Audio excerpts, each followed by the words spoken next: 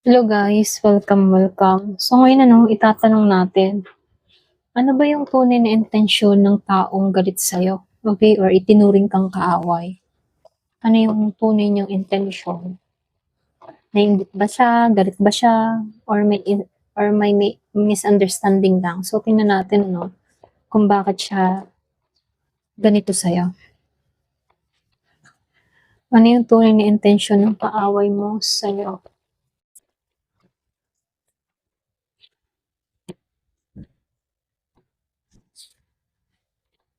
So hindi halos lahat makaresonate. Thank you nga po pala sa mga nagsusubscribe. Wow, lumabas agad si Devil, okay? So, kaaway talaga, no?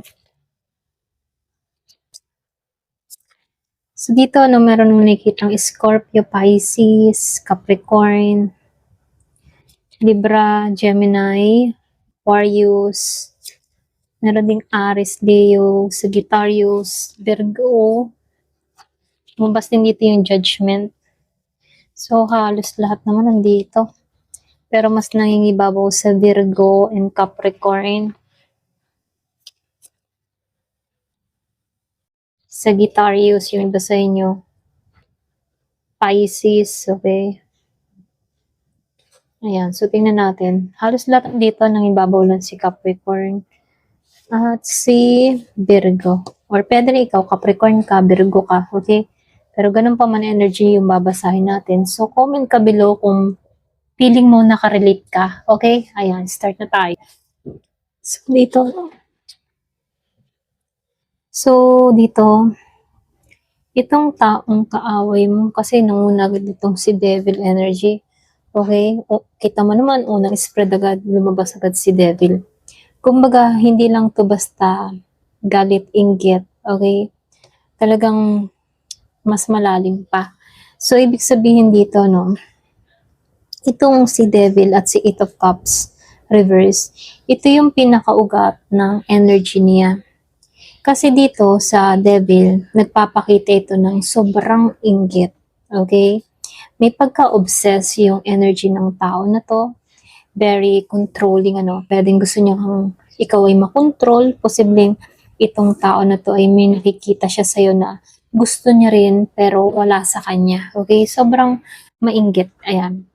So, dito sa Eight of Cups dito, hirap siyang mag-move on. Ito lang nakikita ko.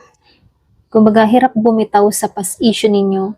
Kung ano man yung dahilan, pwedeng katrabaho mo to, pwedeng past relationship, or pwedeng nakatampuhan mo. So, pwedeng dati mong kaibigan. Kumbaga, meron siyang fixation pagdating sa'yo, okay? Kahit gusto niyang umiwas, or kalimutan, hindi niya magawa kasi nagigitong negative energy. Kaya, nabubuo, okay? Kaya mas lalong gumagalit. Ayan. So, yung nararamdaman niya dito, sa loob-loob niya, lumabas si Four of Swords dito. And the Hermit dito, itong dalawang to. Kumbaga dito, tahimik lang tong tao na to. Pero alam mo yun, nag-iisip or pwede rin nag-o-overanalyze siya. So dito kasi may part siya dito na pagdating sa kanya, nagre-reflect naman siya kung tama ba yung ginagawa niya. Okay, nagre-reflect din naman siya. Kaya lang dito, hindi naman siya laging open na kaaway, mas nakikitaan ko dito, tahimik lang na nag-o-observe sa'yo. Okay, yung iba sa inyo tahimik na nag-o-observe. So, yung iba sa inyo, posibleng pinagmula ng conflict ninyo, itong si Six of Cups. At nakikitaan ko rin dito si Judgment. So, ibig sabihin, ito yung strong sign ng connection nyo, okay? Ito yung lumang issue, kumbaga. So, dito sa Six of Cups kasi, maaaring lahat kayo may mga good connection or pwede rin good history, Yung iba sa inyo, may history kayo ng tao nito, okay kayo before, maganda yung naging samahan ninyo in the past, Kaya lang dito, may nangyaring na nagbago ng tingin niya sa'yo, okay, dito sa Judgment. Kumbaga dito, posible na meron lang mga konting misunderstanding. So, nakita ko yung 222444 kanina. So, may nagsasabi dito na may nangyari na hindi niya nalimutan. Pwede meron kang nasabi or pwede rin merong nangyari or merong nagawa. Okay? pwedeng hindi siya maka-recover or maka-move on dun ano. Pakiramdam niya kasi, na-judge mo siya or pwedeng napahiya siya, okay? Yun yung pinagmulatan or pinagmulan ano, merong ditong, pinag-ugatan, okay? So, nakikitaan ko lang dito, yan, lumabas yung Nine of Pentacles dito. At nakikitaan ko rin dito, si Six of Pentacles, ano? Kumbaga dito, merong inggit factor talaga, okay? Pwedeng maswerte ka. Yung iba sa inyo, madalas kasi kapag lumalabas na yung inggit ay yung tipo na nakikita ka kasi ng tao na to na maraming nagaganap sa'yo, ikaw yung tipo ng tao na kahit independent ka, nakukuha mo yung gusto mo, ramdam ng tao na to na may value ka or may mga blessing na dumarating sa buhay mo. Kaya dito, maaring pakaramdam niya dito, mas lamang ka or pwedeng mas pinapaboran ka, okay? Kaya nagkakaroon to ng comparison dito. So, ibig sabihin, pakiramdam niya, mas nakakaangat ka. So, ibig sabihin, mas, mas, mas nagtatagumpay ka, okay? Kumbaga, yung sakit niya dito, sobrang insecure, okay? Ito yung insecurity niya dito si Five of Pentacles, ano? And dito si Ten of Swords. So, ibig sabihin, ito yung pinaka malalim, ano? Kasi, yung emotion pain na nararamdaman ng tao na to, pakiramdam kasi niya dito na left out siya or pwedeng hindi siya sinusuportahan or hindi mo siya pinapansin or pwedeng nag-iba ka na, okay? Kaya lang dito sa Ten of Swords, upright, ano, may pakaramdam to na feeling niya na betray siya or nasaktan siya. Kaya siya nagkakaganito, no? Kasi may pakaramdam siya na nasaktan mo siya o na-betray mo siya, okay? So, nakikitaan ko dito, no, yung totoong intention niya sa'yo, okay? Or ngayon, ano, nakikitaan ko lang dito si Temperance reverse at si King of Pentacles reverse, ano? So, ibig sabihin, ano, ito yung pinaka-warning part kasi dito, meron akong nakikitang imbalance or pwedeng hindi siya balanse. Merong selos, merong emotional instability, ano. Kung si King of Pentacles dito ay naka-reverse, pwedeng maging manipulative yung energy ng tao na to or very controlling or pwedeng competitive, ano.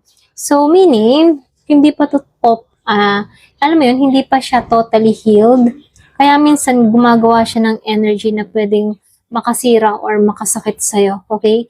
Emotionally or pwedeng sa reputasyon mo, okay? Kaya dito, nakikitaan ko dito, yung kaaway mo, siya yung may tatlong pangunahing dahilan kung bakit ganito siya, no? Kasi nakikitaan ko lang dito, pumasok sa kanya yung inggit, meron siyang, kumbaga nasaktan siya sa'yo or pwedeng ego insecurity yung nangyayari sa kanya rito, okay?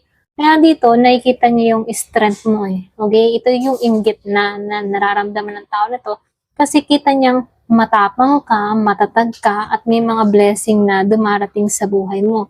May mga lumang issue dito na hindi niya pa kayang magpatawad, okay? Kaya dito, pakaramdam ng tao na to, talo siya or pwedeng napahiya siya sa'yo, okay? Pero mayroon ditong interesting na part, ano, kasi yung the Hermit dito, okay, and the Judgment dito, itong dalawang ito, lumalabas dito na, alam mo yun, darating yung time na mapipilitan siyang harapin yung katotohanan, mag-reflect sa kanya, okay? So, nakikita ko lang dito yung pinaka-advice para sa'yo, huwag kang pumasok sa drama niya, okay? Or pwedeng keep your distance, okay? Para huwag kang madamay sa kanya. Lumayo ka emotionally. Ito lang yung mensahe sa'yo. So, hayaan mo siyang ma-realize yung sarili niyang issue, okay? Labas ka dun. So, dahil lumabas ang Nine of Pentacles upright dito, so ibig sabihin, mas malakas yung mensahe na ang the best revenge mo ay magpatuloy ng pag-angat at pagiging unbothered. Kumbaga, wala kang pakialam, ganon. Okay? Ito yung pinaka malakas mong ganti dito. Okay? Ayan, hanggang dito na lamang po. Thank you for watching. Love and peace.